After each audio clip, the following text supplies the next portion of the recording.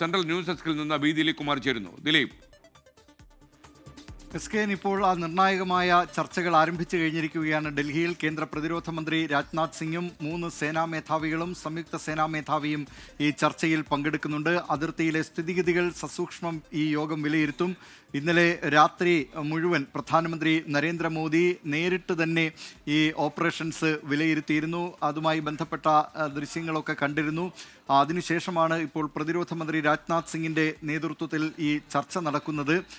കൂടാതെ വിദേശകാര്യ മന്ത്രാലയത്തിൻ്റെ വാർത്താസമ്മേളനം രാവിലെ 9 മണിക്ക് നടക്കുന്ന വാർത്താസമ്മേളനം, അത് അല്പസമയത്തിനകം ഈ വാർത്താസമ്മേളനം ആരംഭിക്കും. ഇത് വളരെ നിർണായകമായ വാർത്താസമ്മേളനമാണ്. എന്തൊക്കെയാണ് ഇന്നലെ ഇന്ത്യൻ സേന നടത്തിയ നീക്കങ്ങൾ, തിരിച്ചടികൾ? പാകിസ്ഥാന് ശക്തമായ തിരിച്ചടി ഇന്നലെ നൽകിയിരുന്നു. പ്രത്യേകിച്ച് പഞ്ചാബ്, ഗുജറാത്ത്, ജമ്മു കശ്മീർ തുടങ്ങിയ സ്ഥലങ്ങളിലൊക്കെ വലിയ തിരിച്ചടിയാണ് പാകിസ്ഥാന് നൽകിയത്. എന്നാൽ ഈ തിരിച്ചടിയിലും പാകിസ്ഥാൻ അവരെ സംബന്ധിച്ച് വീണ്ടും വലിയ തിരിച്ചടി നേരിട്ടേ മതിയാകൂ എന്ന തരത്തിൽ പ്രകോപനവുമായി രാവിലെ തന്നെ വീണ്ടും ഇറങ്ങിയിട്ടുണ്ട്. അവർ നിയന്ത്രണ രേഖയ്ക്ക് അപ്പുറത്തു നിന്ന് ഷെല്ലുകളും വെടിയുണ്ടകളും ഒക്കെ വർഷിക്കുന്നുണ്ട്. ഷെല്ലാക്രമണത്തിൽ ഒരു സാധാരണ സ്ത്രീ കുട്ടികളുമായി രക്ഷപ്പെടാൻ ശ്രമിക്കുന്നതിനിടെ അവിടെ ഈ ഷെല്ലാക്രമണത്തിൽ കൊലപ്പെടുത്തിയിട്ടുണ്ട് പാകിസ്ഥാൻ. നർഗീസ് ബീഗം എന്ന സ്ത്രീയാണ്, 45 വയസ്സുള്ള സ്ത്രീയാണ് ഈ ഷെല്ലാക്രമണത്തിൽ കൊല്ലപ്പെട്ടത്.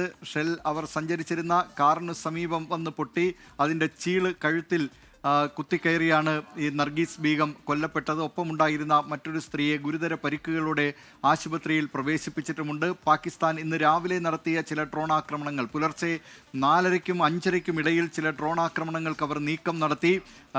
രാജസ്ഥാനിലെ ജയ്സാൽമറിൽ നടത്തിയ ആക്രമണം വിഫലമാക്കി. പൂഞ്ച്, അഖ്നൂർ മേഖലകളിലും അത്തരത്തിലുള്ള ചില ശ്രമങ്ങൾ നടത്തി. ഇതുകൂടാതെ പാകിസ്ഥാൻ്റെ ഭാഗത്തു നിന്ന് ചില ഭീകരരെ ഇന്ത്യയിലേക്ക് നുഴഞ്ഞു കയറ്റുന്നതിനുള്ള ശ്രമം സാംബ മേഖലയിൽ നടത്തി. 8ഓളം വരുന്ന ഭീകരരെയാണ് ഇന്ത്യയിലേക്ക് നുഴഞ്ഞു കയറ്റുന്നതിനുള്ള ശ്രമം പാകിസ്ഥാൻ നടത്തിയത്. പക്ഷേ BSF ആ ശ്രമം പരാജയപ്പെടുത്തി.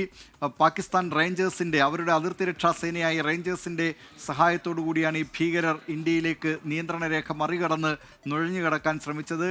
ഇവരെ ഈ ശ്രമം പരാജയപ്പെടുത്തിയതായാണ് BSF അറിയിച്ചിരിക്കുന്നത്. SK ദിലീപ് കുമാറാണ് വിവരങ്ങൾ നൽകിയത്.